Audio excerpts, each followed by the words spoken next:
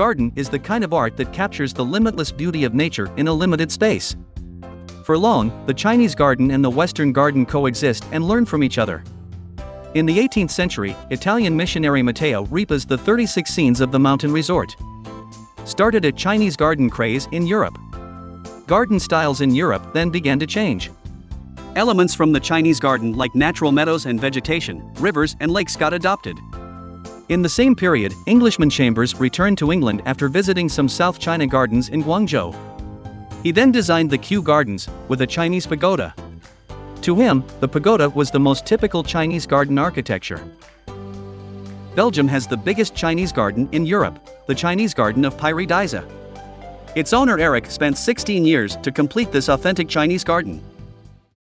In 2014, the Chinese garden of Pairi Daiza received an adorable giant panda, the best advocate of the Chinese garden.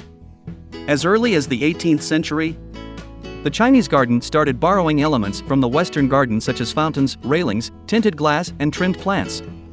The viewing fish at Flower Pond by the West Lake in Hangzhou is a typical Chinese and Western fusion garden.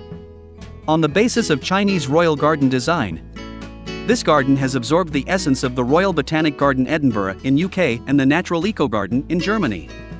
Walking in a Chinese garden, you would feel subtle grace and romance, while the Western garden puts on display more geometric beauty.